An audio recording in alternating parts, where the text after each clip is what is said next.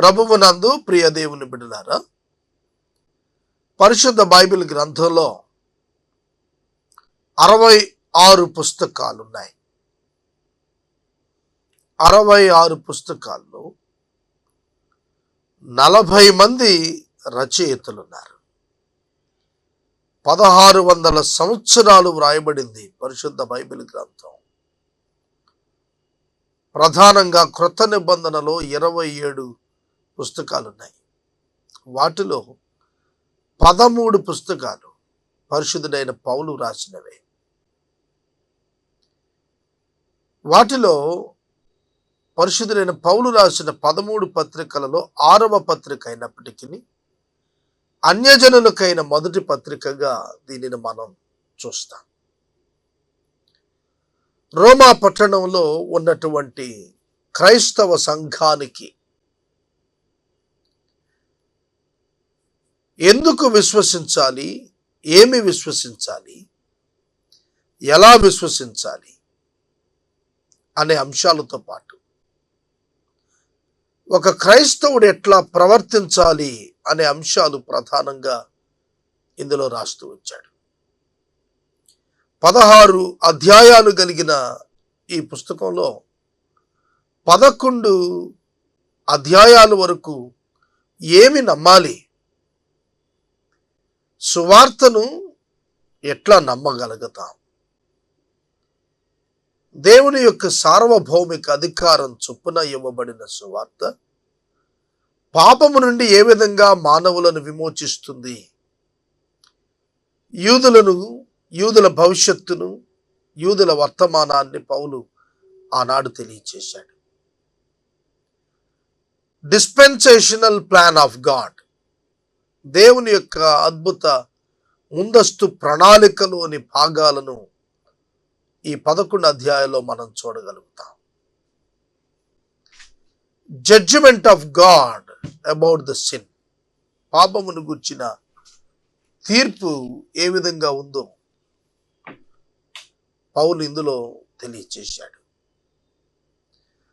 క్రైస్తవుడు ఎలా ప్రవర్తించాలి అనే అంశం 12వ అధ్యాయం నుండి 16వ అధ్యాయం వరకు పౌలు గారు రాస్తూ వచ్చాడు.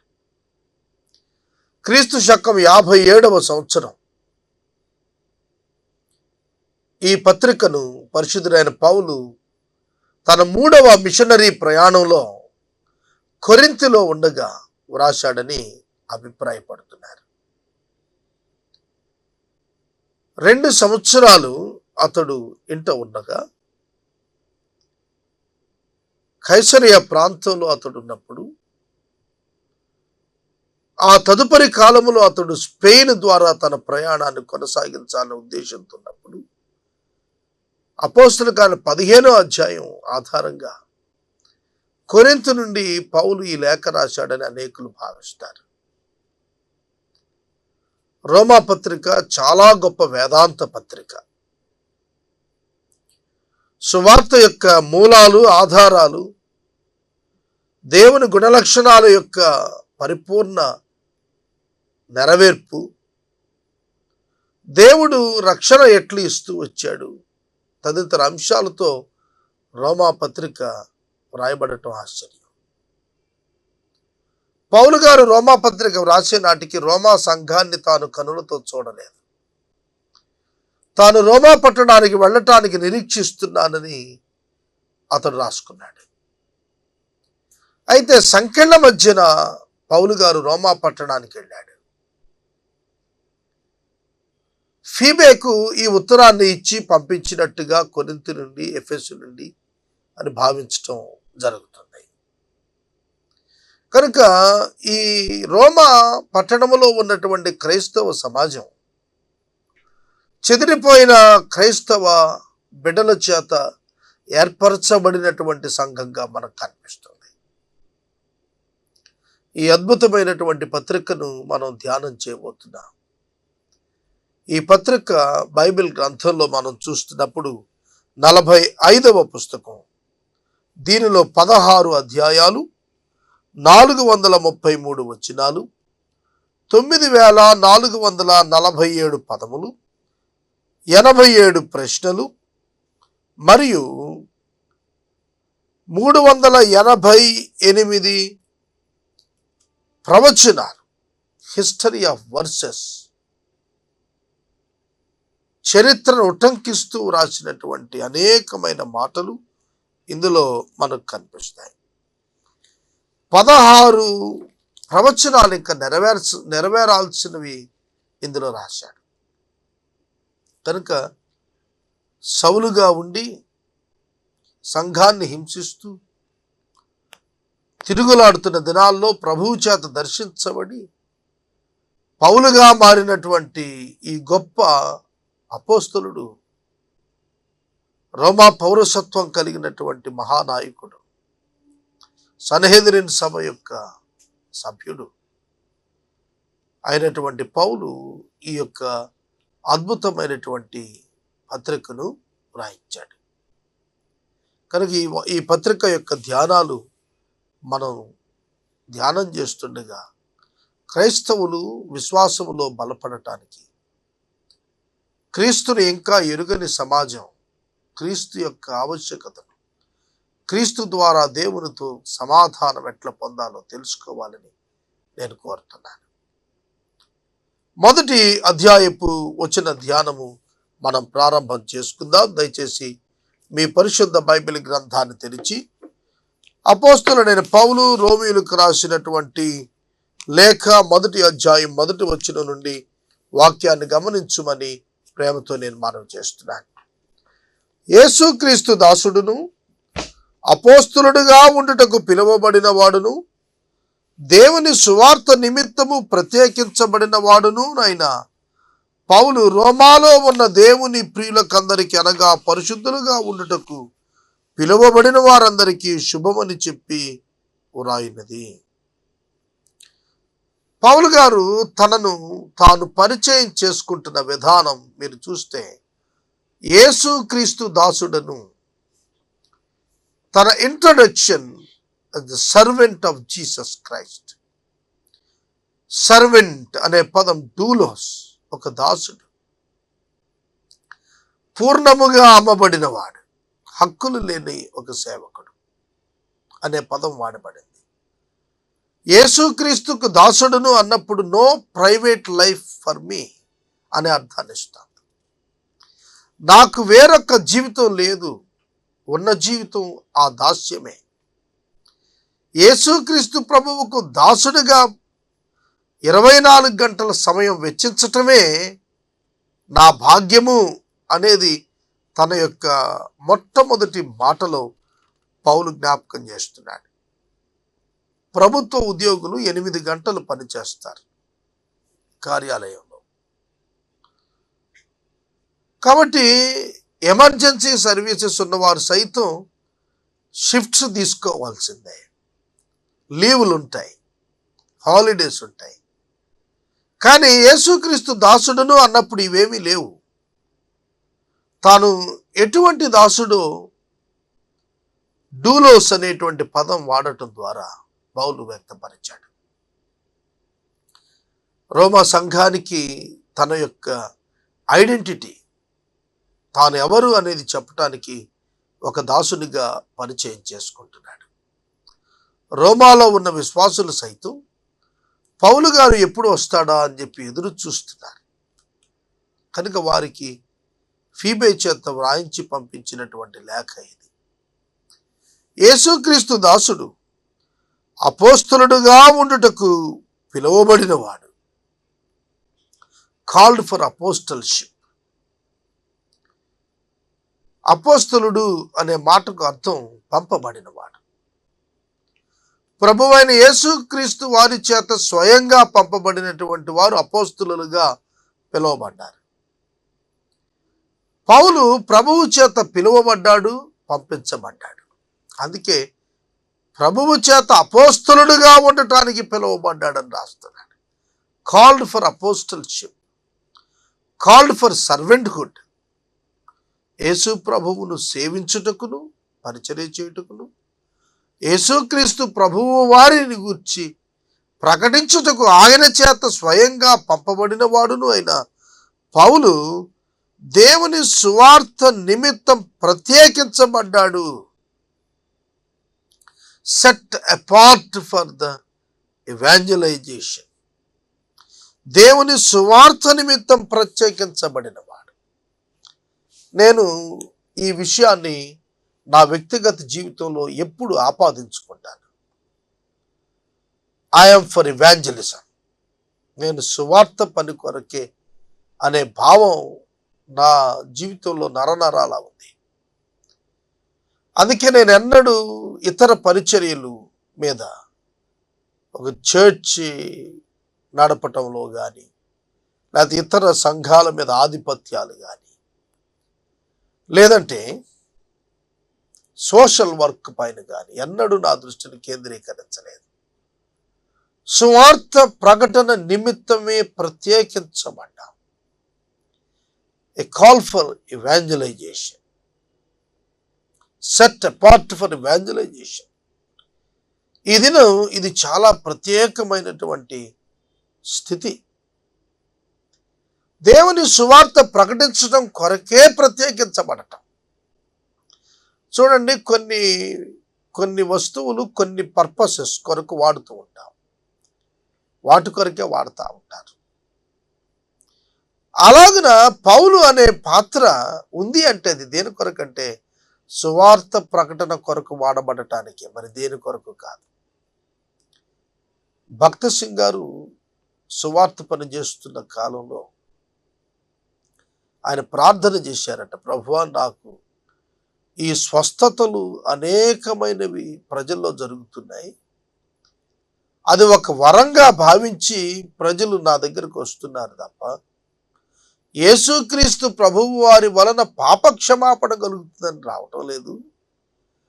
కాబట్టి ఇలాంటివి చెయ్యొద్దు ప్రభువా నా పరిచర్యలో అని విజ్ఞాపన చేశాడని ఒక సేవకుడు చెబుతుంటే విన్నాను నేను.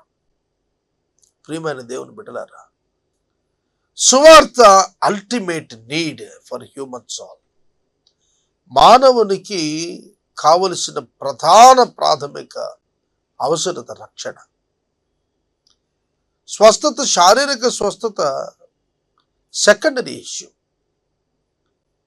ఒకడు సంపూర్ణ ఆరోగ్యవంతుడిగా 100 ఏళ్ళు బ్రతికి నరకానికి వెళితే ఏమిటి ప్రయోజనం? కనుక శారీరక స్వస్థత మీద తిరిగిపోతున్నారు ఈ దినాల్లో అనేక మంది. అద్భుతాల మీద తిరిగిపోతున్నారు. మిరకల్స్ మా జీవితాల్లో కనపడాలని పరుగులు ఎత్తుతున్నారు. గ్రేటెస్ట్ మిరకల్ ఏమిటో తెలుసా? మారు మనస్సు, ట్రాన్స్ఫర్మేషన్. ఇది గొప్ప అద్భుతం. అసలైన అద్భుతాన్ని వదిలిపెట్టి కొసరు అద్భుతాల కొరకు పరిగెడుతున్నారు. ఉద్యోగాలను మరొకటను కోరుకుంటున్నారు. వాటన్నింటికంటే శ్రేష్టమైన రక్షణ భాగ్యాన్ని దేవుడు నాకు ఇవ్వాలి అనేటువంటి ఆశ ఈనాడు ఎందరిలో ఉంది. అందుకే పౌలు గారు తన కాన్సన్ట్రేషన్ అంతా సువార్త ప్రకటన మీద ఉంచాడు. సువార్త ఎరుగని ప్రాంతములలో సువార్త ప్రకటించవలనని ఆశ కలిగిన వాడనే అలాగున చేసి తిని అన్నాడు. సువార్త వినని ప్రాంతం ఉండకూడదు అనేది పౌలు గారు తన పరిచర్యలో, తన మేరలో తను ప్రయత్నం చేశాడు. అట్మోస్ట్ పార్ట్స్ వరకు అతడు సువార్త ప్రకటనకి వెళ్ళాడు. ఆ ప్రక్రియలో, సువార్త ప్రకటన ప్రక్రియలో యేసు దాసునిగా, ఒక అపోస్తలుడిగా తాను అనేకమైనటువంటి శ్రమలను అనుభవించినట్లు కొరింథీయులకు పౌలు తెలియపరుచుకున్నాడు. అటువంటి ఘనత వహించినటువంటి పౌలు గారు రోమాలో ఉన్న దేవుని ప్రియులందరికీ, దేవుని ప్రియులు అంటే బిలీవర్స్, విశ్వాసులు, విశ్వాసము లేకుండా ఆయనకి ఇష్టడై ఉండట అసాధ్యం అని హెబ్రీ పత్రిక 11వ అధ్యాయం 6వ వచనం సాక్ష్యం చెబుతాను. కాబట్టి దేవుని ప్రియులు అన్నప్పుడు దేవుని నామమునందు, యేసు నామమునందు విశ్వాసముంచిన ప్రతి వ్యక్తికి కూడా శుభము అని చెప్పి వ్రాస్తున్నాడు. పౌలు గారు తన యొక్క లేఖలను మీరు పరిశీలించినప్పుడు శుభవచనంతో ప్రారంభిస్తాడు. చాలా అద్భుతం. తర్వాత ముగింపు దీవెనతో ముగిస్తాడు. తనతో పరిచర్యలో ఉన్న వారి పేర్లు అందులో ప్రస్తావిస్తాడు. తనొక్కడే క్రెడిట్ తీసుకోండి ఎప్పుడు కూడా. తనతో ఉన్న విశ్వాసులు, తన నివాసం ఉన్న గృహాలు, ఇవన్నీ కూడా చెబుతూ వచ్చేవాడు. ఆయన తెలియచేస్తూ రాస్తున్నది ఏమిటంటే, ప్రభువైన యేసుక్రీస్తు నుండి, తండ్రి అయిన దేవుని నుండి కృపా సమాధానములు మీకు కలుగునుగాక అని దీవెనిస్తున్నాడు. శుభములు పలుకుతున్నాడు, దీవెనలు తెలియచేస్తున్నాడు. సంఘానికి తండ్రి, కుమారుడు, పరిశుద్ధాత్ముడు దీవెనల పరంపర చేత తాకబోతున్నాడనేటువంటి విషయాన్ని పౌలు ఆ సంఘాన్ని దీవిస్తూ మాట్లాడుతున్నాడు.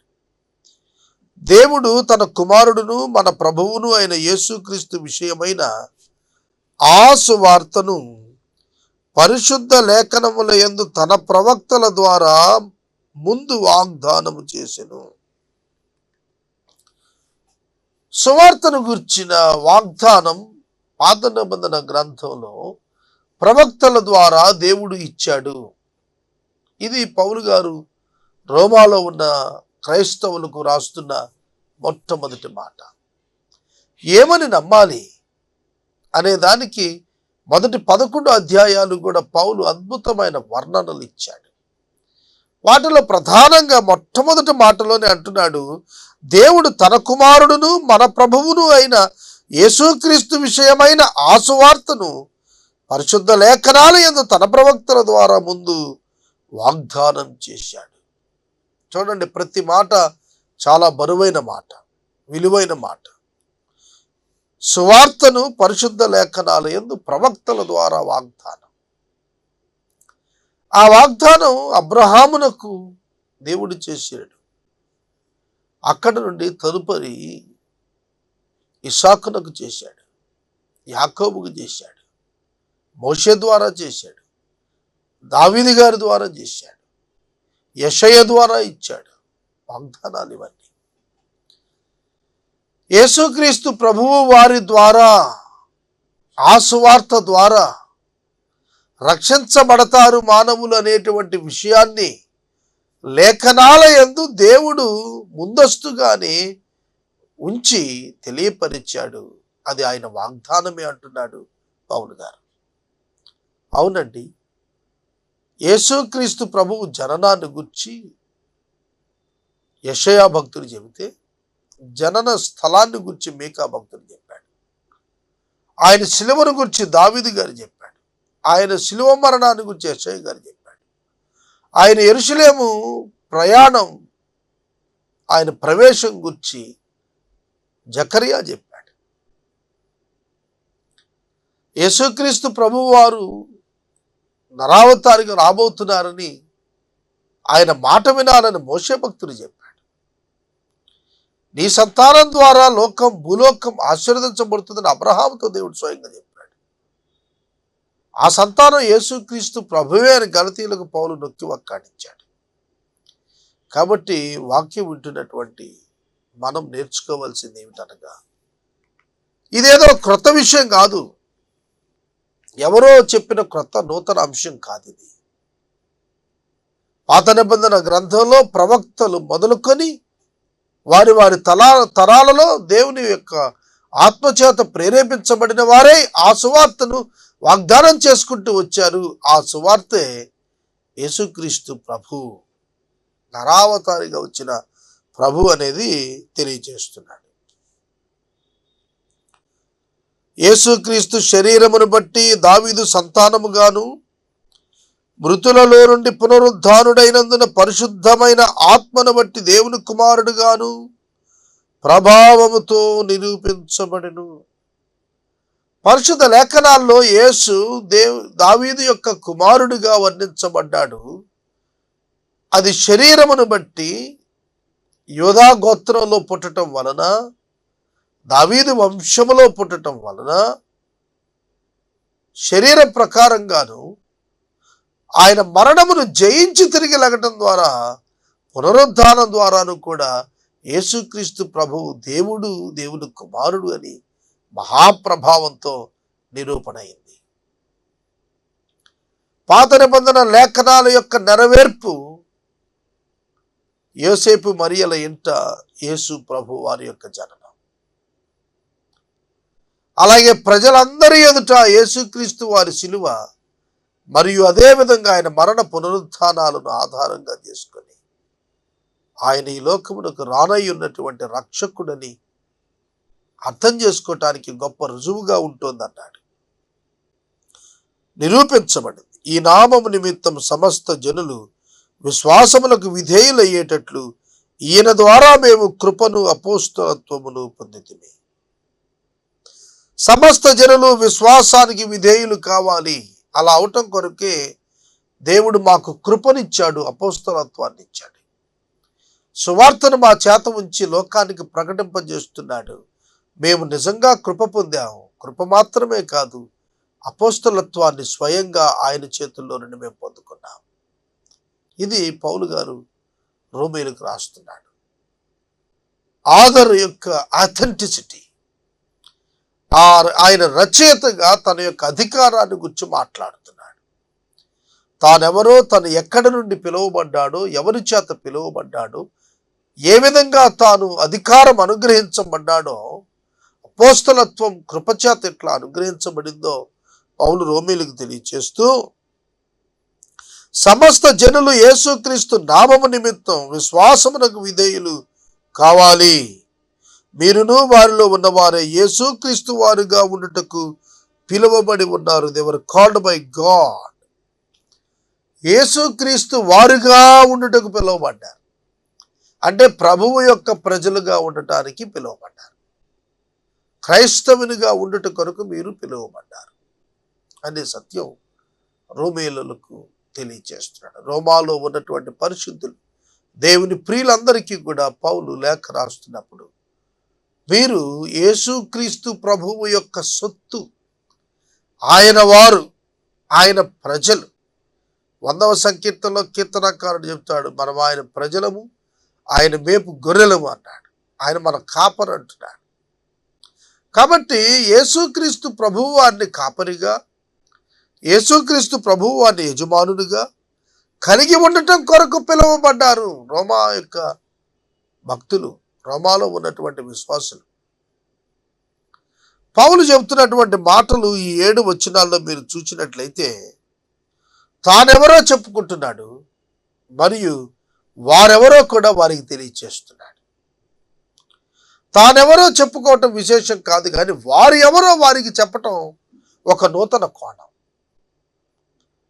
విశ్వసించినటువంటి వారికి మరిన్ని విషయాలు వారి యొక్క పిలుపును గూర్చి, వారి విశ్వాసాన్ని గూర్చి, వారి క్రియా జీవితాలలో ఉండాల్సిన నిపుణతను గూర్చి తెలియపరచడానికి ఈ ఉత్తరాన్ని రాస్తున్నట్లుగా ఉపోద్ఘాతంగా దీనిని మనం స్వీకరించుదాం. మీ విశ్వాసము సర్వలోకమున ప్రచురము చేయబడుచు ఉండుటను బట్టి మొదట మీ అందరి నిమిత్తం యేసుక్రీస్తు ద్వారా నా దేవునికి కృతజ్ఞతాస్తుతులు చెల్లించుచు ఉన్నాను. My God, my lord.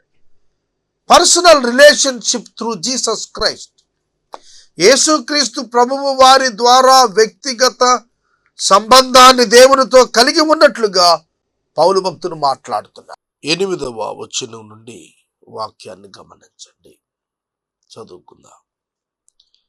మీ విశ్వాసము సర్వలోకమున ప్రచురము చేయబడుచుండుటను బట్టి మొదట మీ అందరి నిమిత్తము యేసుక్రీస్తు ద్వారా నా దేవునికి కృతజ్ఞతాస్తుతులు చెల్లించుచు ఉన్నాను. రోమా పట్టణంలో ఉన్నటువంటి ప్రభువు బిడ్డలు కనపరుచుచు ఉన్నటువంటి విశ్వాసం అతి ఆశ్చర్యకరంగా, ఆశీర్వాదకరంగా ఇతరుల పక్షంగా ఉంది. సర్వలోకమున ప్రచురము చేయబడుచు ఉన్నది. దానిని బట్టి ప్రభువుకు కృతజ్ఞతలు చెల్లిస్తున్నాడు పౌలు గారు. రోమా పట్టణంలో ఉన్నటువంటి సంఘం తమ విశ్వాసాన్ని క్రియాపూర్వకంగా చాటుతున్నటువంటి వారు. అందుచేత పౌలు ఆ పట్టణంలో నుండి ఫలాన్ని ఆశించాడు.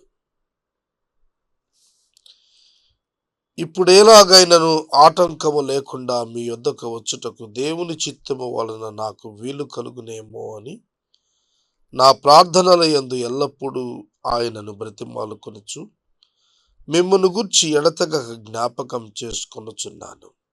ఇందుకు ఆయన కుమారుని సువార్త విషయమై నేను నా ఆత్మ యందు సేవించుచున్న దేవుడే నాకు సాక్షి. పౌలు గారు తాను సేవిస్తున్న దేవుని ఎదుట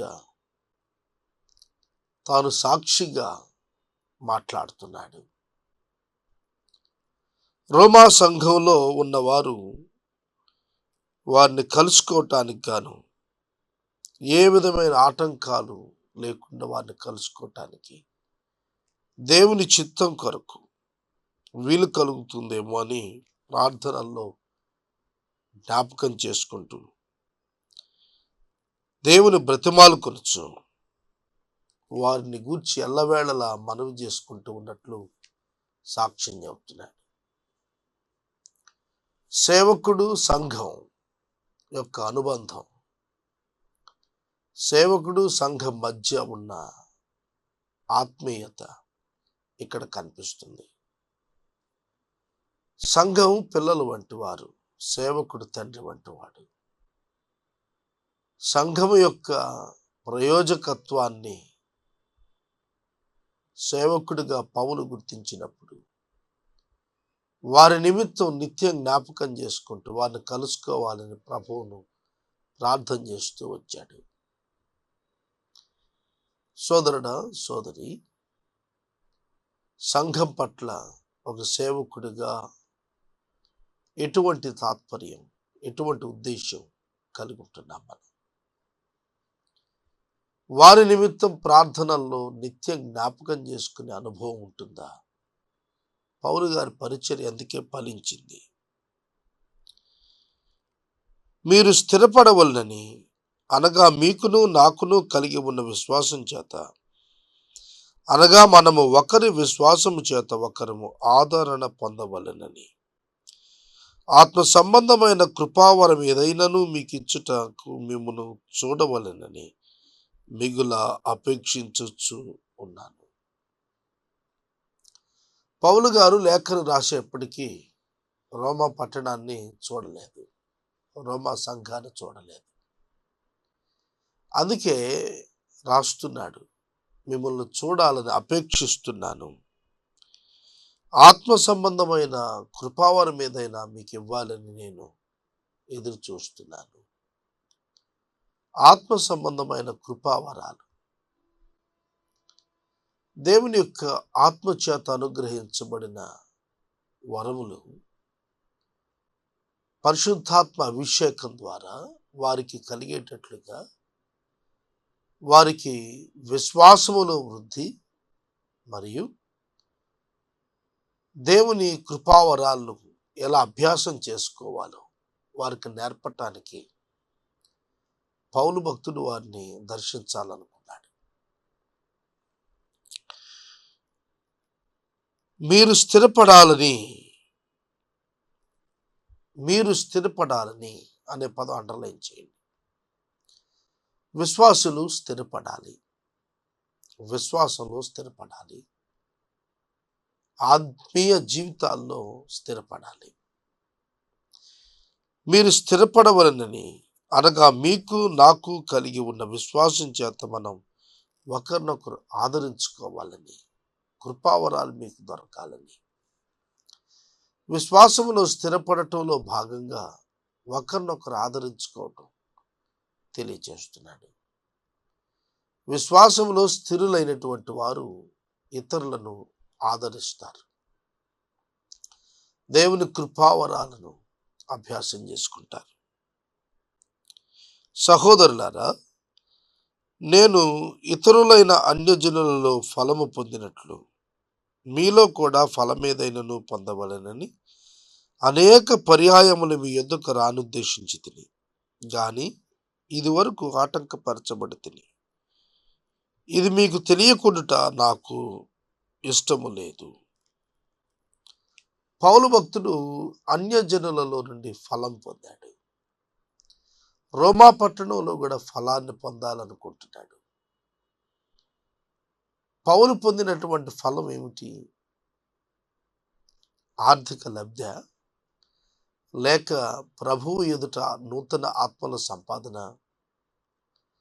రోమా పట్టణంలో కూడా విశ్వాసుల సహకారంతో అనేక మందిని ప్రభు చెంతకు నడిపించాలనేటువంటి ఆశ అతను పొందాలనుకున్న ఫలం అని మనకు అర్థమవుతుంది. ఎందుకంటే గ్రీసు దేశస్థులు కాని వారికి, జ్ఞానులకును మూఢులకును నేను రుణస్థుడను కాగా, నా వలన అయినంత మట్టుకు రోమాలోని మీకును సువార్త ప్రకటించుటకు సిద్ధముగా ఉన్నాను. Responsibility and readiness.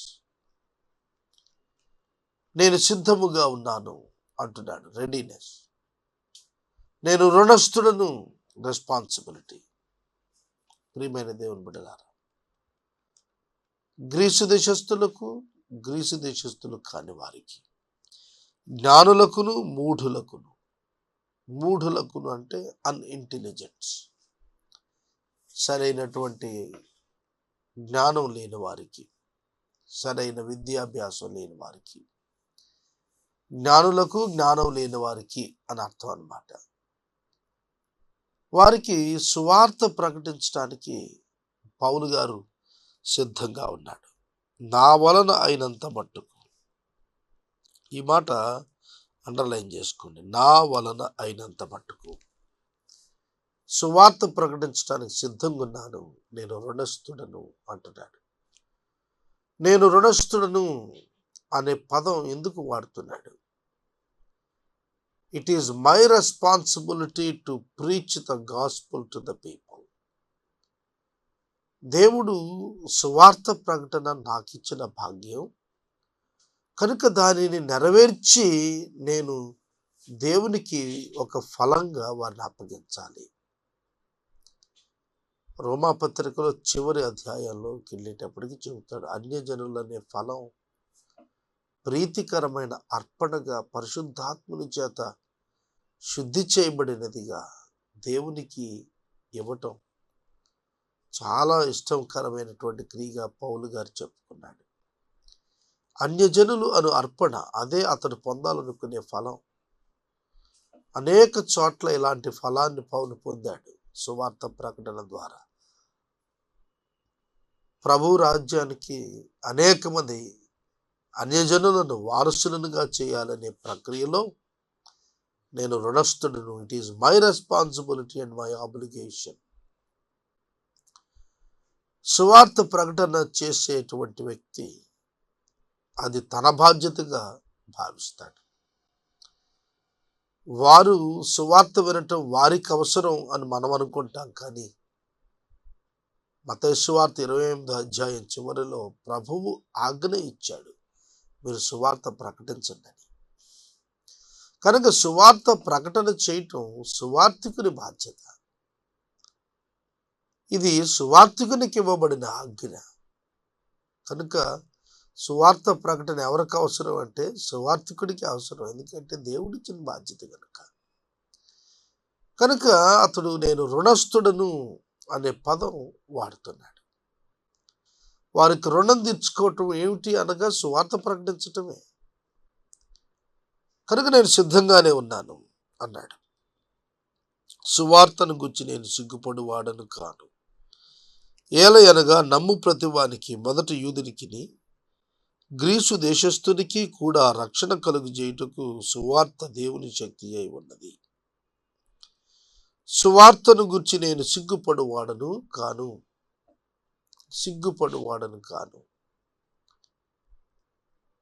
ఎందుకు ఈ మాటలు మాట్లాడుతున్నారు పౌలు గారు? సువార్తను గురించి ఈ దినాల్లో అనేకులు సిగ్గుపడుతున్నారు. సువార్త ప్రకటించడానికి అనేకులు అభ్యంతరపడుతున్నారు.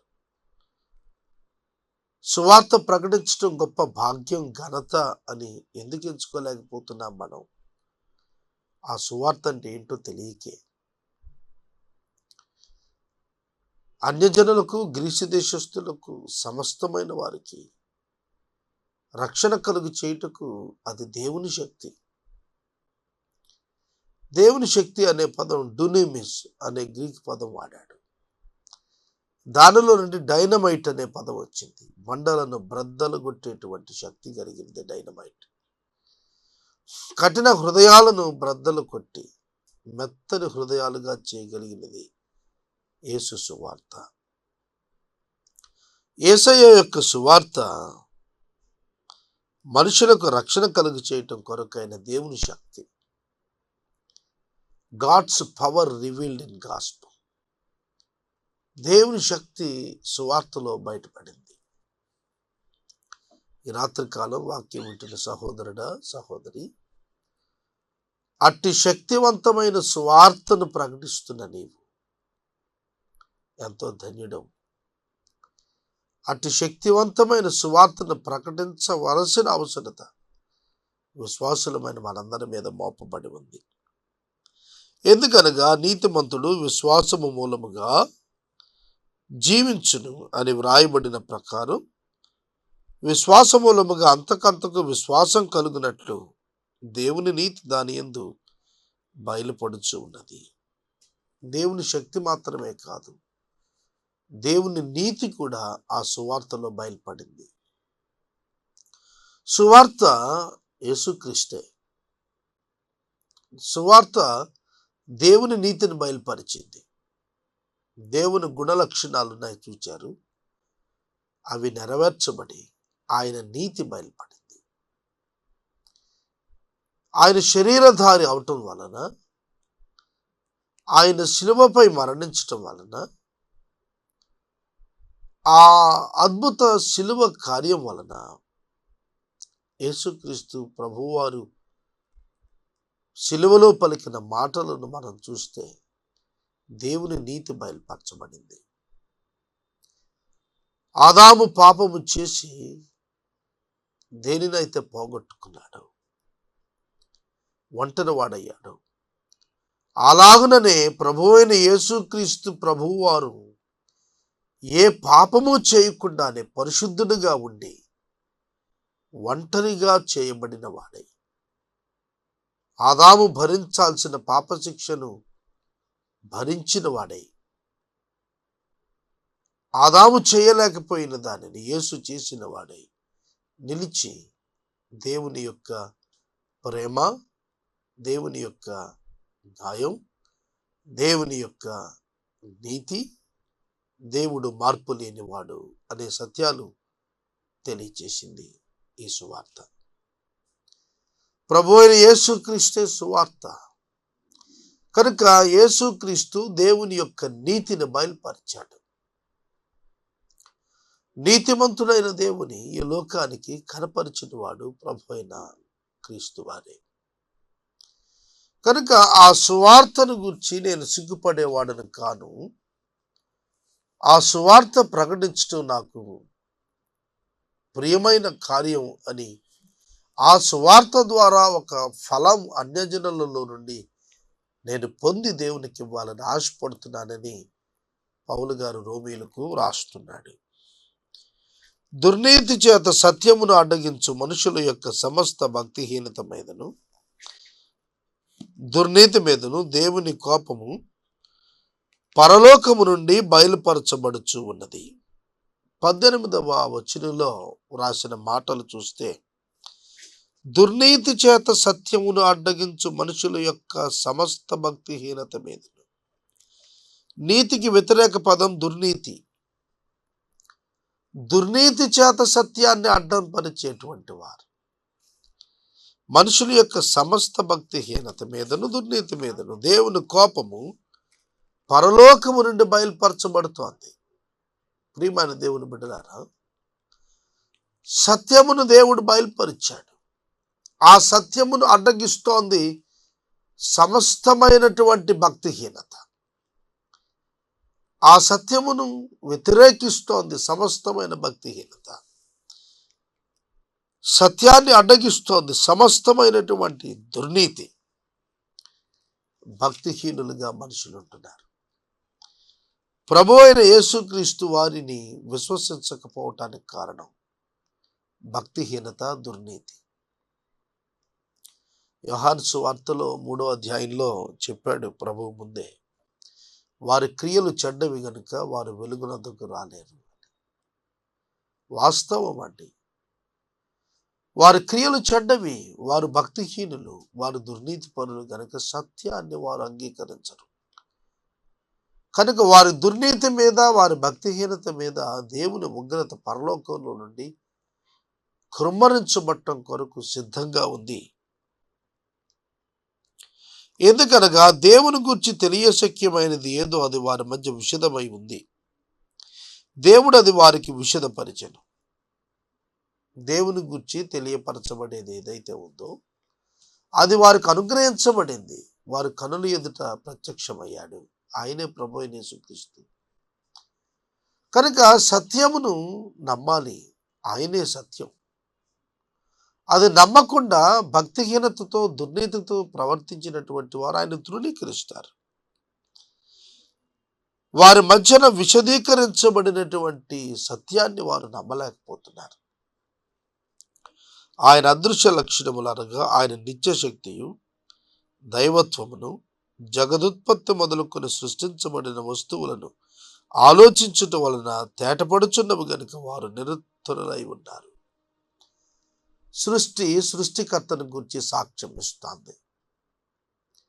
2 దినాల క్రితం టీవీలో స్టీవెన్ హాకిన్స్ అనేటువంటి శాస్త్రవేత్త, అతని శరీరం అంతా ప్యారలైజ్ అయిపోయింది. అతడు ప్రకటన చేస్తున్నాడు, సృష్టికి కర్త ఎవడు లేడు. సృష్టి ఒక గొప్ప శబ్దంలో నుంచి ఆవిర్భవించింది, బిగ్ బ్యాంగ్. ఆ బిగ్ బ్యాంగ్లో నుంచి సృష్టి క్రమం వచ్చేసింది దానంతటదే. దేవుడు అనే కర్త ఎవడు లేడు ఈ సృష్టికి అని ప్రకటన చేశాడు. ఇది అతను ఎప్పటి నుంచో చెబుతున్న మాటే. దానికి ఇంకా కొన్ని ఆధారాలు నేను సేకరించానని ఇస్తూ వచ్చాడు. దేవుని యొక్క వాక్యము చేతనే సృష్టి నిర్మాణం చేయబడిందని చెబుతోంది. వాక్యమే శబ్దం. వాక్యము చేతనే నిర్మాణం చేయబడిందని దేవుని యొక్క వాక్యం సృష్టిని గురించి చెబుతుంటే, శబ్దం ద్వారా కలిగింది ఈ సృష్టి అని చెబుతూ ఆయన దేవుడు లేడనుకుంటున్నాడు. ఆ శబ్దం ఎవరు? ఆది యందు వాక్యం ఉండెను, వాక్యము దేవుని యొద్ద ఉండెను, దేవుని వాక్యము దేవుడై ఉండెను.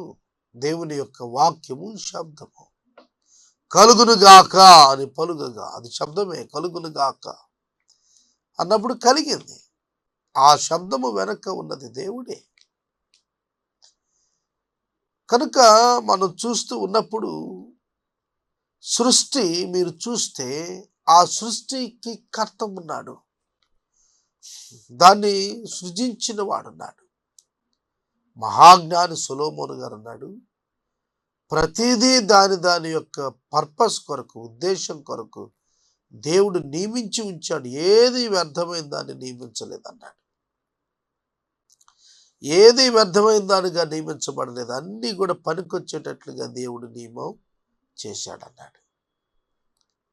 కనుక బైబిల్ గ్రంథం చెబుతోంది, సృష్టి వారి ఎదుట కనబడుతోంది, మానవుల ఎదుట సృష్టి కనబడుతోంది. దీనిని చూచినప్పుడు మానవులు నిరత్తరులైపోతారు. ఎందుకంటే వేరే మాట్లాడటానికి ఏమీ లేదు. కనుల ముందే సృష్టి సాక్ష్యం చెబుతోంది, నాకొక కర్త ఉన్నాడు అని. ఒక శాస్త్రవేత్త ఎథిస్ట్, నాస్తికుడు. మరొక శాస్త్రవేత్త థీయిస్ట్, ఆస్తికుడు, దేవుడు ఉన్నాడని చెప్పేవాడు. ఈ నాస్తిక శాస్త్రవేత్తను ఎలా ఒప్పించాలో అని ఆశపడి ఒక రోజున ఒక అందమైన గ్లోబ్ తీసుకుని వెళ్ళి ఆస్తికుడైన శాస్త్రవేత్త నాస్తిక శాస్త్రవేత్త గారి టేబుల్ మీద పెట్టాడు. ఈ లోపల ఆ నాస్తిక శాస్త్రవేత్త గారు వచ్చి, అరే ఈ గ్లోబ్ చాలా బాగుంది, ఇక్కడ ఎవరు పెట్టారు అని అడిగాడు. అప్పుడు దేవుని నమ్మేటువంటి శాస్త్రవేత్త, ఆస్తికుడైన వాడు అన్నాడు, లేదు దానంతటా అదే అక్కడికి వచ్చింది అన్నాడు. ఏమి నన్ను బుద్ధిహీనుడు అనుకుంటున్నావా? దానంతట అదే ఎట్లా వస్తుంది అని అడిగాడు ఆస్తికుడైన శాస్త్రవేత్తలు. ఈ చిన్ని గ్లోబును నీ టేబుల్ మీద పెట్టడానికి ఎవరో ఒకరు ఉండాలి అని అడుగుతున్న నువ్వు, ఈ విశ్వమంతటిని ఎంత అందంగా తీర్చిదిద్దినటువంటి ఒక దేవుడున్నాడంటే ఎందుకు నమ్మలేకపోతున్నావు ఫ్రెండ్ అని అడిగితే అతను సిగ్గుపడ్డాడట. అవును, సృష్టిని చూడండి. సొలొమోను విషయం జ్ఞాపకం చేస్తూ, ప్రభు గడ్డి పువ్వును చూడండి, సొలొమోను వైభవం కలిగిన వాడు సైతం ఆ విధంగా ఆ గడ్డి పువ్వుల అలంకరించబడలేదన్నాడు. ప్రియమైన దేవుని బిడ్డలారా, మీ తల వెంట్రుకలు లెక్కించబడ్డాయి అంటాడు ప్రభు.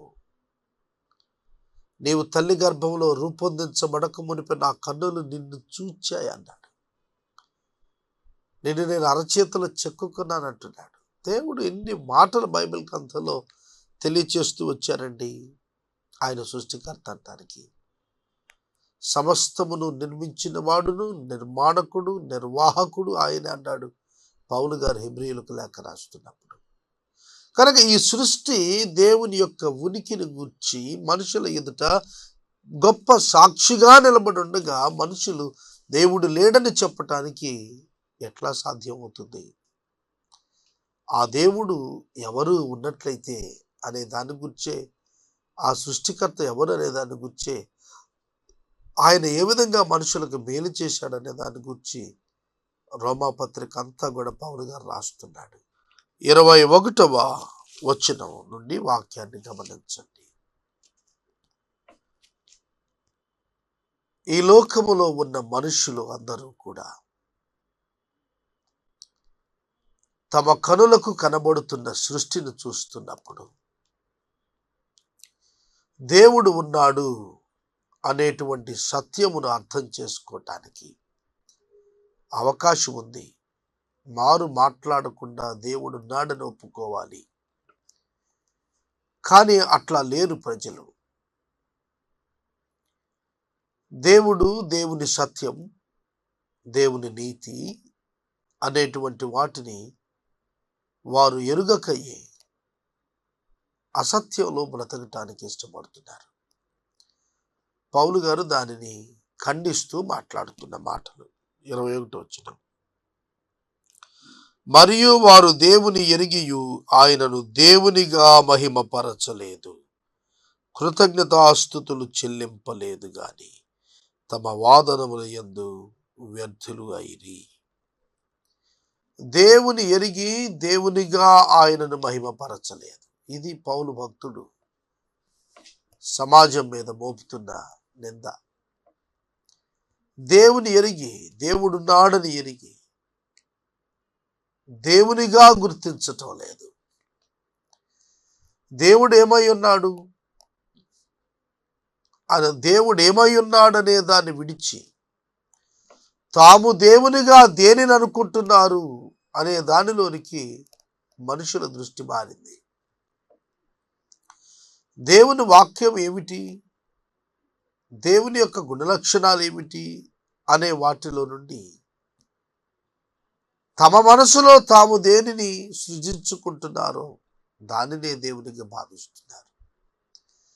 తమను సృజించిన దేవుని స్థానంలో తాము సృజించుకున్నటువంటి వాటిని, లేక తమకు కనబడుతున్నటువంటి చతుష్పాద జంతువులను దేవునిగా మార్చారు. సృష్టిలో కనబడుతున్న కొన్ని రూపాలకు దేవుణ్ణి మరల్చి అదే దేవుడని భ్రమించారు. అందుకే అంటున్నాడు, దేవుని దేవునిగా మహిమపరచలేదు, కృతజ్ఞతాస్తుతులు చెల్లించలేదు సరికదా, వాదములు చేస్తూ వ్యర్థులైపోయారు. బైబిల్ గ్రంథంలో మీరు చూసినప్పుడు అనేక వాదములు కనిపిస్తాయి. ఈ వాదములు, థియరీస్ మనం చూస్తున్నప్పుడు ఐగుప్తీయులు తమ యొక్క దేవతలుగా 10 మందిని చేసుకున్నారు.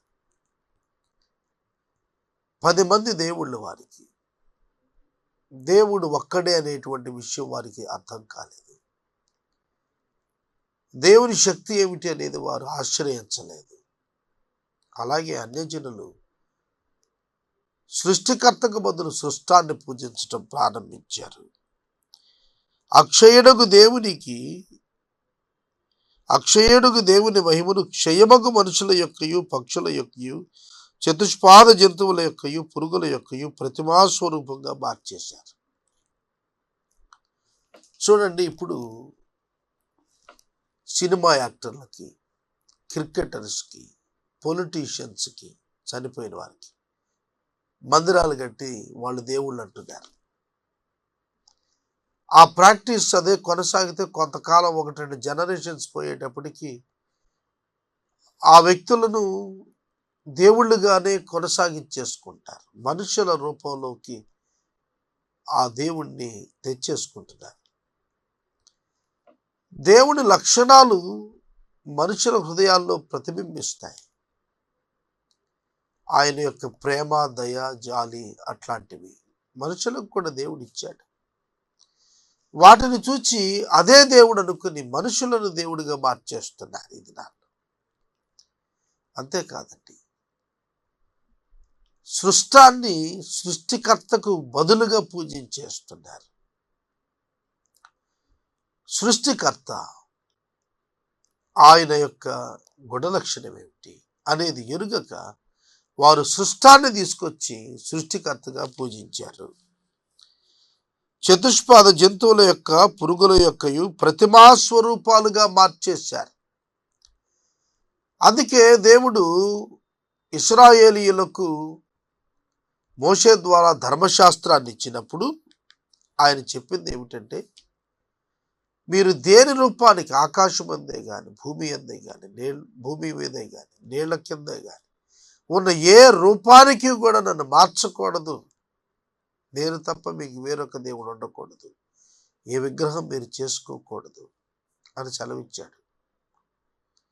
మనుషులు తమ చిత్తం చొప్పున, తమ మనసు చొప్పున తమ దేవుళ్లను మనుషులు తయారు చేసుకుని లోబడుతున్నారు. ఫిలిస్తీన్లు దాగోను దేవతను సృజించుకున్నారు.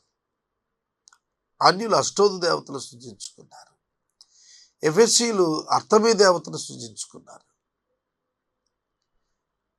ఆఖరికి ఇశ్రాయేలీయులు అరణ్య మార్గంలో ఒక దూడను అగ్నిలో వేసి, బంగారం అందులో వేసి, ఆ అగ్ని లోపల వేసిన బంగారంతో ఒక దూడగా దాన్ని రూపొందించి, మమ్మల్ని ఐగుప్తు నుంచి విమోచించిన దేవుడు నీవే అని దాని ఎదుట నృత్యాలు చేశారు.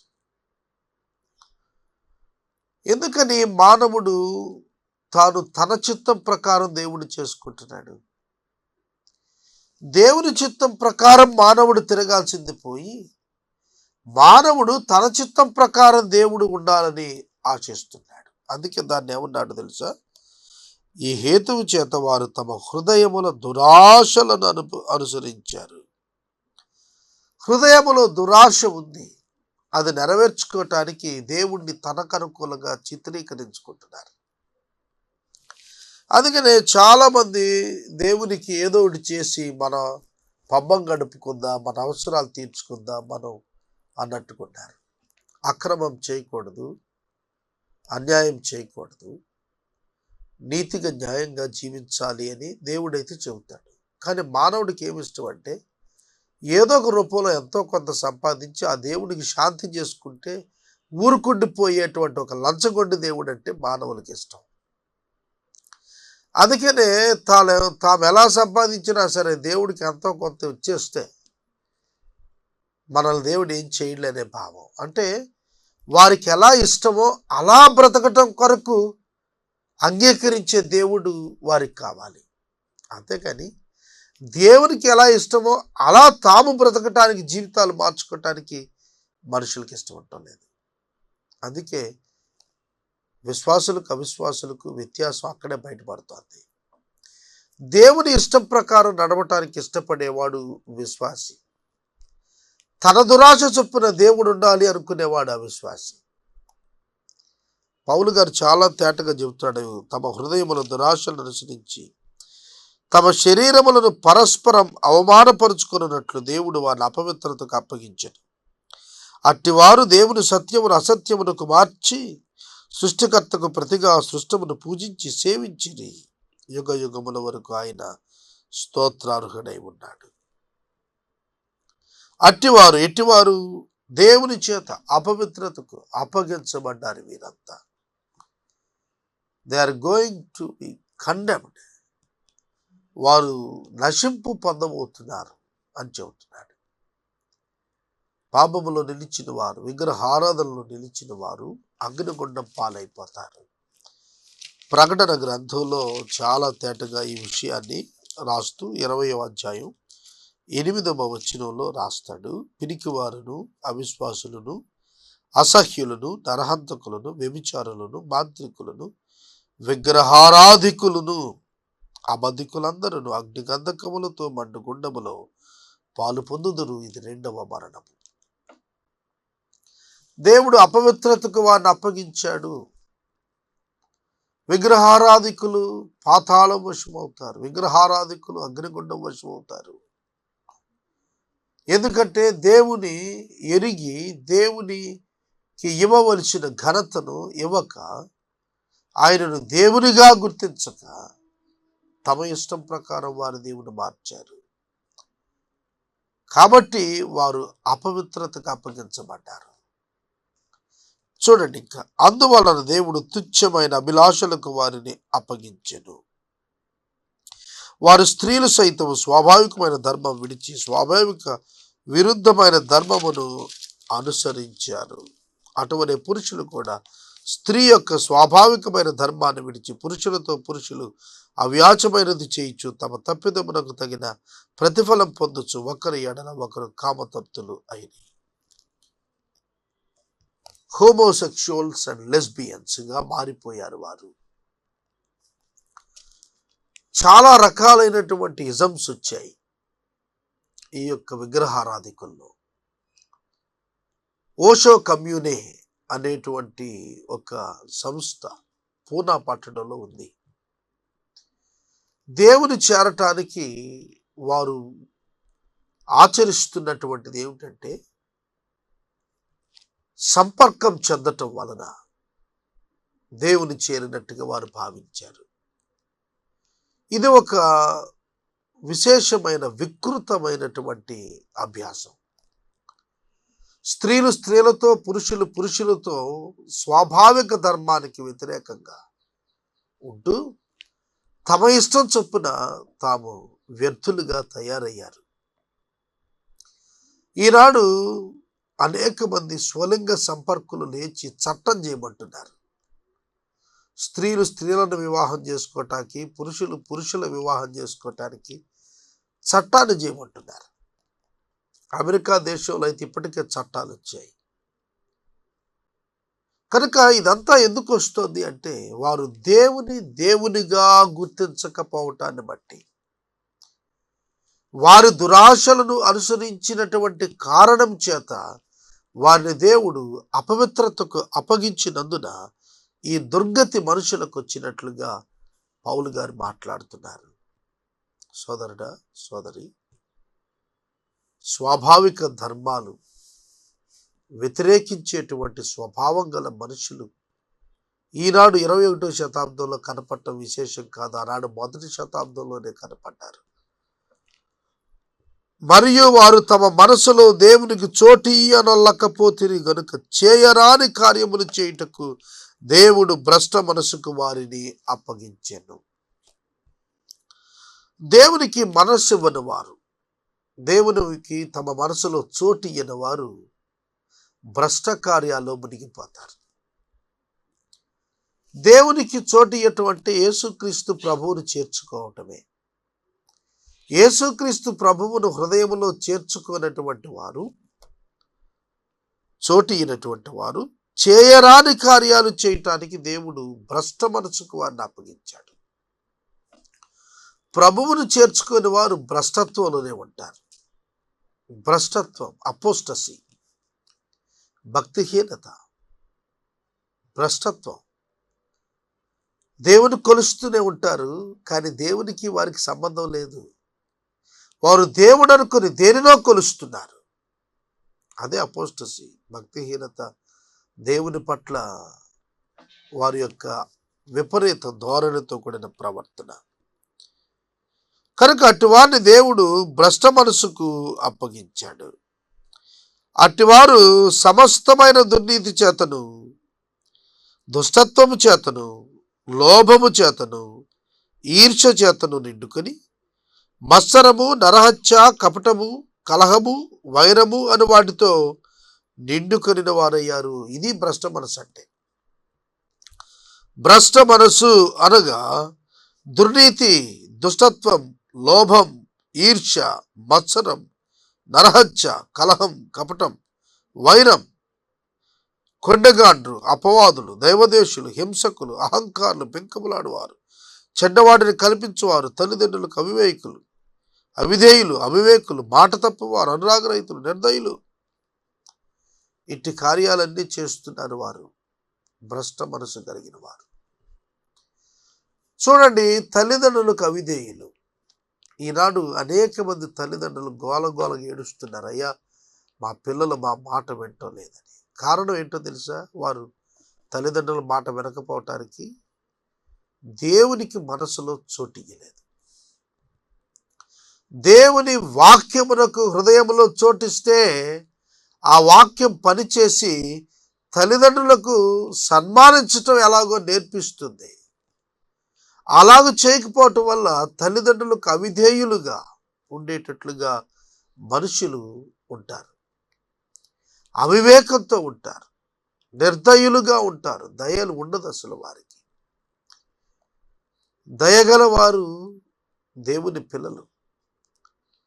దేవుని స్వీకరించిన వారి జీవితాల్లో కపటము, కొండగాండ్రతనం, అపవాదము, దేవద్వేషం, హింస, అహం, చూడండి ఇటువంటి వైరం, కలహం, మత్సరం, నరహత్య, ఈర్ష్య, లోభం, ఇవన్నీ కూడా ఎంత దుష్ట కార్యాలండి.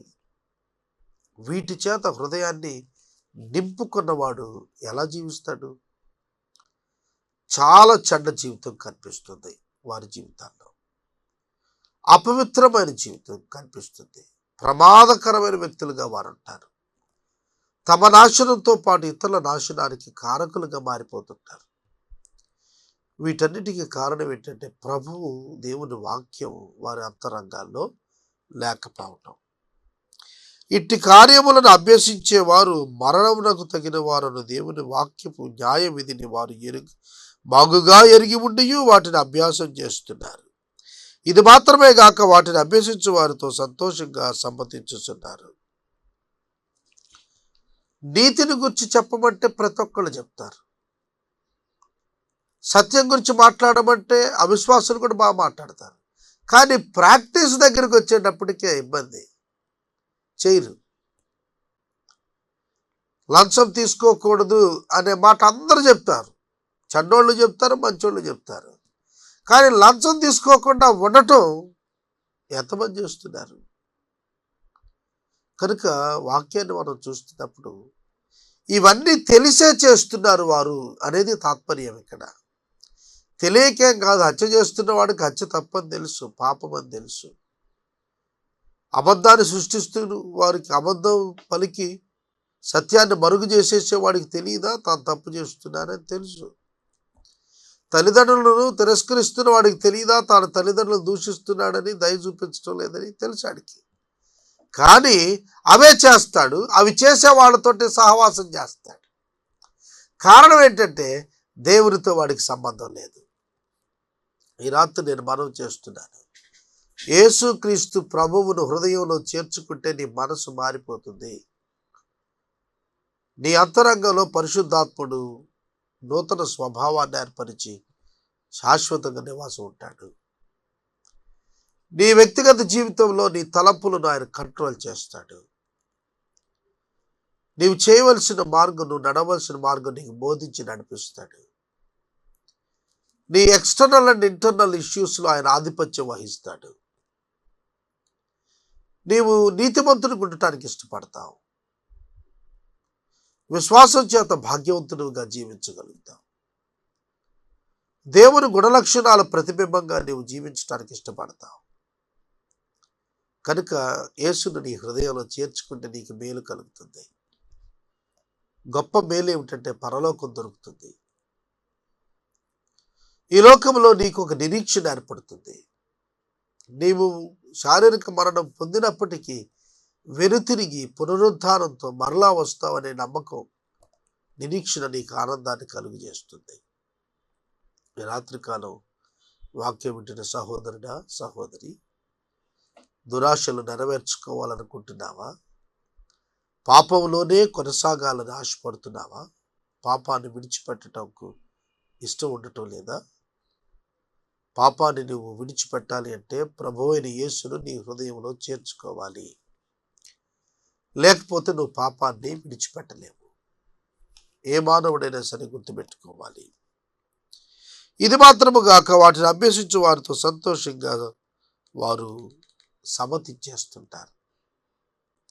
దొంగతో దొంగతనం, వ్యభిచారితో వ్యభిచారం, మోసగాడితో మోసం. కనుక వారి యొక్క స్నేహితులు కూడా అట్లాంటి వారే ఉంటారు. అటువారి సహవాసమే కోరుకుంటున్నారు. కారణము దేవుడు వారి జీవితాల్లో లేడు.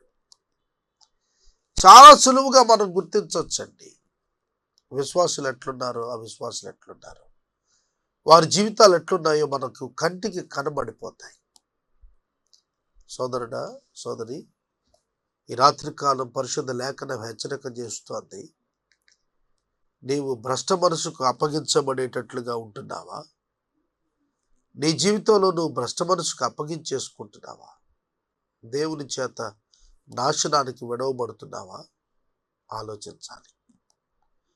దేవుడు నిన్ను రక్షించటానికి రక్షణ ఏర్పాటు చేస్తే ఆ రక్షణకర్త అయిన దేవుని తృణీకరించి అపవాదిని హత్తుకొని నాశనానికి వెళ్ళిపోతావా?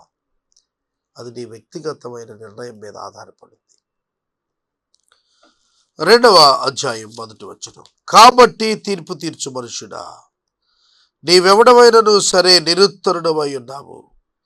దేని విషయంలో ఎదుటి వారికి తీర్పు తీర్చుచున్నావో దాని విషయంలో నీవే నేరస్తుడు అని తీర్పు తీర్చుకొనుచున్నావు. ఏలయనగా తీర్పు తీర్చు నీవును అట్టి కార్యములనే చేయుచున్నావు కావా? అట్టి కార్యములు చేయువారి మీద దేవుని తీర్పు సత్యమును అనుసరించినదే అని ఎరుగుదుము. పౌలు గారు రోమా సంఘానికి రాస్తూ చాలా తేటగా చెప్తున్నారు. మొదటి అధ్యాయం అంతా దేవుని విసర్జించిన వ్యక్తులు, దేవుడు తృణీకరించిన వారు ఎట్లుంటారో చెబుతూ 2వ అధ్యాయంకి వచ్చేటప్పటికి అలాగున పాపములో ఉండి ఇతరులకు తీర్పు తీరుస్తున్నారే, మీకు మీరే తీర్పు తీర్చుకుంటున్నారు. తీర్పు తీర్చకండి, మీకు తీర్పు తీర్చబడదు. కనుక ఇవాళ మనుషులు అందరం పాపులమై ఉండి వేరొక మనుషుని పట్టుకొని నువ్వు పాపివి అని చూపించితే మనం కూడా పాపులమే అనేది ఎప్పుడు మనం కూడా తిరుగుతాం. కనుక ఒక పాపి క్రీస్తునందలి విశ్వాసం ద్వారా నీతిమంతుడిగా తీర్చబడాలి. లేకుండా అవే కార్యాలు చేస్తూ ఇతరులకు తీర్పు తీరిస్తే నీ మీద కూడా దేవుని ఉగ్రత నిలిచే ఉందనే సత్యం గుర్తుపెట్టుకో.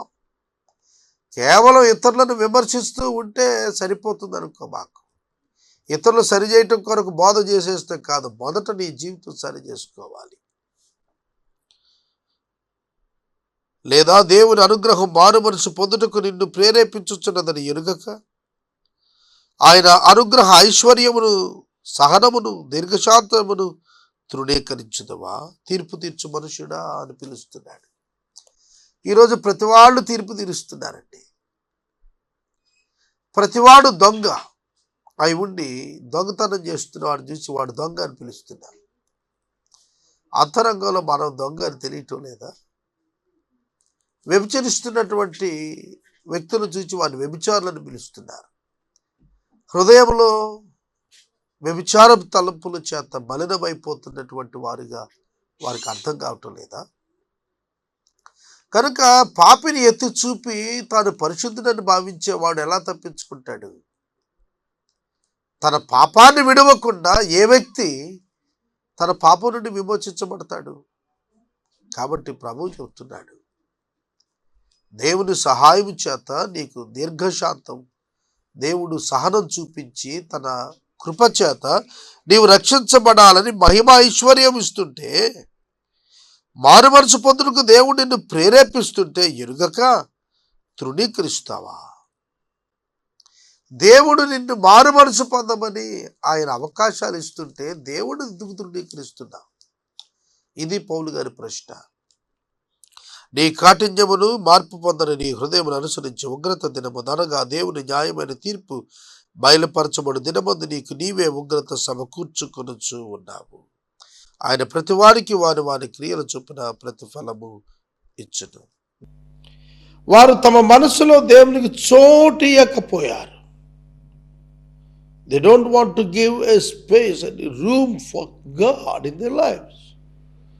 ఆ కారణం చేత దేవుడు చెయ్యరాని కార్యాలు చేసేటట్లుగా దేవుడు వారికి భ్రష్ట మనసును అప్పగించాడు. చేయరాని కార్యములు చేయటం, చేయరాని కార్యములు అనెథికల్, అన్స్పిరిచువల్, అన్బిబ్లికల్ పనులు చేయటానికి దేవుడు వారిని అప్పగించాడు. ఒక్కొక్క సేవకుని జీవితాన్ని గురించి వింటున్నప్పుడు ఈ వ్యక్తి ప్రభువులోకి వచ్చాడా అంటే ఆశ్చర్యం అనిపిస్తుంది. వారి బ్యాక్గ్రౌండ్ రీజనరేటెడ్ సోల్ కాదు అది. అట్లాంటి వారు సేవలో చొచ్చుకొచ్చి వారు తమ మనస్సులో దేవునికి చోటు ఇవ్వకపోయారు. కాబట్టి చేయరాని కార్యాలు చేయటకు దేవుడు భ్రష్ట మనసుకు వారిని అప్పగించాడు. భ్రష్టమైన కార్యములు చేస్తున్నారు వాళ్ళ మనుషులు. ఈ భ్రష్ట కార్యాలు చేయటానికి దేవుడు వాళ్ళని అప్పగించాడు. కారణం ఏంటంటే వాళ్ళు దేవునికి చోటు ఇవ్వలేదు. అపవాదికి చోటు ఇవ్వద్దన్నాడు దేవుడు. ప్రభువుకు చోటు ఇవ్వాలా. Give your heart today to Christ immediately. యేసుక్రీస్తుకు నీ హృదయం వెంటనే ఇవ్వకపోతే నిన్ను అపవాది పాతాళానికి తీసుకుని పోతాడు. పాపము నిన్ను పాతాళమునకు తీసుకుని వెళుతుంది. యు కెనాట్, నీ అంతట నీవు ఎన్నడు పాపాన్ని జయించలేవు. పరిశుద్ధాత్మ ద్వారా యేసయ్య శక్తితోనే నువ్వు జయించగలుగుతావు. వారు ఎట్లా అయిపోయారట? అట్టివారు సమస్తమైన దుర్నీతి, దుష్టత్వం, లోభం, ఈర్ష్య, మత్సరం, నరహత్య, కలహం, కపటం, వైరం అనే వాటితో నిండిపోయారు. మానవుని హృదయం వైరంతో నిండిపోయింది, దెబ్బలాటతో, తగువులతో నిండిపోయింది. మానవుని హృదయం ఈర్ష్యతో నిండిపోయింది, ద్వేషంతో నిండిపోయింది, లోభంతో నిండిపోయింది, చెడుతో నిండిపోయింది, హత్యతో నిండిపోయింది, కలహంతో నిండిపోయింది, కపటంతో నిండిపోయింది. మరి ఇటువంటి వాటితో నిండిపోయిన హృదయాన్ని బట్టి ఆయన వారిని ఏం చేశాడు? కొండగాండ్రును, అపవాదకులను, దేవద్వేషులను, హింసకులను, అహంకారులను, బెంకమలాడవారు, చెడ్డవాటిని కల్పించేవారు, తల్లిదండ్రులకు అవిధేయులు, మాట తప్పవారుగా, నరాగరీతులుగా, నిర్దయులుగాను మారిపోయారు. మనుషులు ఎన్ని రకాలుగా మారిపోయారో పాపం చేసి ఇక్కడ రాస్తున్నాడు. ఒక వ్యక్తి యేసుక్రీస్తును అంగీకరించని ఎడల అతని హృదయమున మత్సరము, కలహము, కుట్ర, కపటం, నరహత్య, వైరం, దేవదూషణ, హింస, బింకాలు ఇవన్నీ ఉంటాయి. తల్లిదండ్రులకు అవిధేయులు. పాపములో నివసిస్తున్నవాడు తల్లిదండ్రులకు అవిధేయుడిగా ఉండి దీవెన పొందలేకపోతాడు. ఆ తల్లిదండ్రులు కూడాను ఒంటరి వారు అవుతారు. మాట తప్పువారును, అనురాగ రహితులను, నిర్దయులను అయిపోయారు. మాట తప్పేవారు అయిపోయారు. క్రైస్తవునికి మహావునికి ఏమిటంటే మాట ఇచ్చి నెరవేర్చుకోవటం, కానీ మాట తప్పేవారు అయిపోయారు. కారణం ఏంటంటే దేవుడు వారిని దుష్ట మనసుకు అప్పగించాడు. దుష్ట మనసుకు దేవుడు వారిని అప్పగించాడు. ఈ సమయంలో వాక్యం వింటున్న సహోదరుడి, దుష్ట మనసుకు దేవుడు తనకు చోటు అయిన వారిని అప్పగించేశాడు.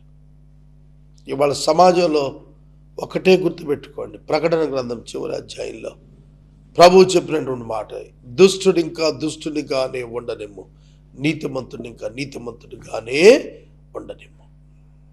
Righteous will become righteous. Sinners will become more sinners. You can't stop them. This is end times. ఇవి అంత్యకాలం. దేవుడు ఏర్పాటు చేసుకున్న వారు రక్షణలోనికి రావటానికి దేవుడి కార్యాలు చేస్తున్న కాలం. అపవాది యొక్క క్రియలు నశింపజేస్తున్నటువంటి కాలం కనుక మనం గుర్తించాలి. మన ప్రభు సజీవుడై ఉన్నాడు, మనల్ని చూస్తున్నాడు, మన పరిచయం చూస్తున్నాడు, మన మాట వింటున్నాడు, మనతో సహవాసంలో ఉన్నాడు. ఈ మాట వలన ధైర్యపరచాలి. అట్టి కార్యములను అభ్యసించువారు మరణమునకు తగిన వారు, తల్లిదండ్రులను దూషించువారు మరణమునకు తగినటువంటి వారు, నిర్దయులు, అనురాగరహితులు, మాట తప్పేటువంటి వారు. They can't keep the promises. మాట తప్పేటువంటి వారు. ఎట్లా ఉంది మాట మీ? క్రైస్తవుడు మాట తప్పడు, నీతిమంతుడు తనకు నష్టము కలిగిన మాట తప్పడని రాస్తుంది బైబిల్లో. కనుక ఇవన్నీ కూడా ఏమిటంటే వీరంతా they all were eligible for hell and Hades. పాతాళమునకు, అగ్నిగుండమునకు ఇట్లాంటి వారందరూ కూడా అర్హులై ఉన్నారు. ఇది మాత్రమే కాక వాటిని అభ్యసించు వారితో సంతోషముగా సమ్మతిస్తున్నారు. మాట తప్పువారు, అనురాగదృష్టులు, నిర్దయులు, ఇట్టి కాలం అభ్యసించేవారు మరణము తగినవారు, న్యాయ విధిని వారు బాగా ఎరిగి ఉన్నారు, వాటిని జయించున్నారు. ఇది మాత్రమే కాక వాటిని అభ్యసించే వారితో సంతోషముగా సమ్మతించుచున్నారు. సంతోషముగా సమ్మతించుచున్నారు. They are uniting with the people who are evil, who are sinners, who are condemned. నశించిన వారిని, నిషేధం పొందిన వారిని కలుసుకుంటానికి ఎవరికి అవకాశం ఇవ్వలేదు దేవుడు. ప్రియమైన దేవుని బిడ్డలారా, అట్టివారు ఇది మాత్రమే కాక వాటిని అభ్యసించేవారు సంతోషంతో సమ్మతిస్తున్నారు. ఈ లోకంలో చివరి దినాల్లో పాపాన్ని, చెడును ప్రేమించి సహకరించుకునే వాళ్ళు ఎక్కువ అవుతారు. ఆ రోజు రోమా సంఘానికి చెప్పాడు. కనుక ఈ మొదటి అధ్యాయంలో మనం చాలా విశేషమైనటువంటి వర్తమానాలు చూస్తూ వచ్చాము. దేవుడు తుచ్చమైన అభిలాషకు వారిని అప్పగించాడు. తుచ్చమైన అభిలాష అంటే ఏమిటి? First, for this reason God gave up them dishonourable passions. తుచ్చమైన అభిలాష అంటే dishonourable, honourable passion, dishonourable passion. చేయదగనివి, చేయదగనివి, వావి వరసలు లేనటువంటి అపవిత్ర కార్యాలు చేయదగనివి. ఎంత దారుణాలు చూస్తున్నాం తెలుసా సమాజంలో. చిన్న పాప 3-4 సంవత్సరాల పిల్లలు పాడు చేసేస్తున్నారు. ఎటువంటి దారుణాలు! పిల్లలను తీసుకెళ్ళి అమ్మేసుకుంటున్నారు, మహిళలను తీసుకెళ్ళి అమ్మేసుకుంటున్నారు. తుచ్చమైన అభిలాషలు,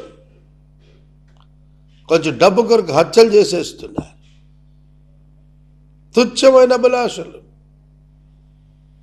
మిత్రులారా, దేవుడు తుచ్చమైన అభిలాషకు నేను అప్పగించకుండా నీవు దేవుని చెంతకు రావాలి.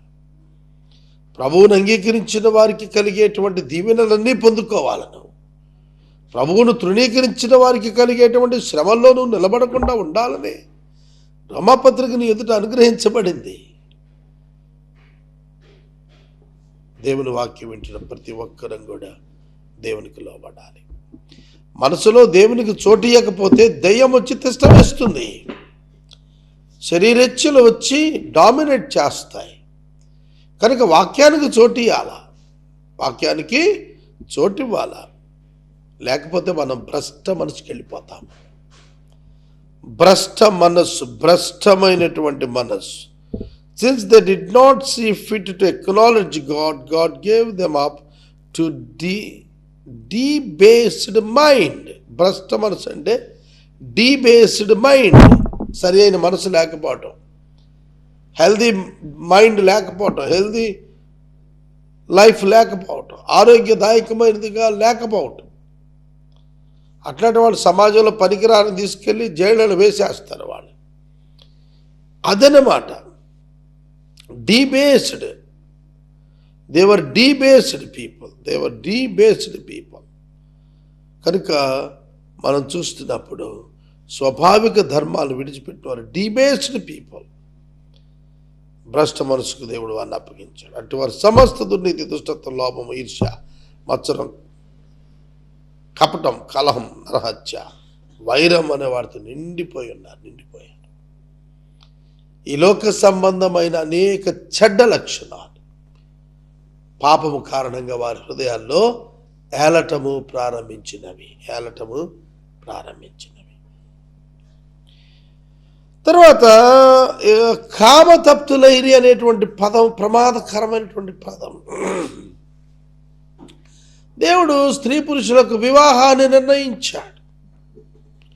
ఒకరి పట్ల ఒకరు అనురాగముతో ఉండాలి తప్ప దురనురాగముతో, కామతప్తతో ఉండరాదు. అందుకే భార్య భర్తలను దేవుడు ఏక శరీరం ఉంచాడు. కనుక వివాహపు వాగ్దానాల్లో కూడా ఇతరులను వల్లక ఇతరుతోనే ఉంటాను నేను అనే వాగ్దానం చేపిస్తాడు పాస్టర్ గారు. మరి అటువంటి వాగ్దానాలు ఏమైపోయాయి? అవ్యాచమైంది చేస్తున్నారు, తప్పిదాలు చేస్తున్నారు, కామతప్తులు అవుతున్నారు. చాలా ప్రమాదకరమైన వాక్యం ఇది, చాలా అసహ్యమైనటువంటి వాక్యం. For their women exchanged natural relations for those that are contrary to nature.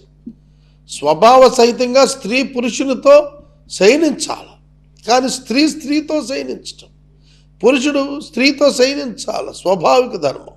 దానికి వ్యతిరేకంగా పురుషునితో శయనిస్తూ కామతప్తులైపోతున్నారు. Homosexuals, lesbians, gays. ఇవాళ భయంకరంగా ఉంది పరిస్థితి. ఆ మధ్యన హైదరాబాద్లో కూడా ఒక 500 pairs గేస్ మాకు హక్కు ఇవ్వండి, పెళ్లి చేసుకుంటామన్నారు. Delhi supreme court we can't judge them అని ఇచ్చిందండి. ఎంత విచారకరం.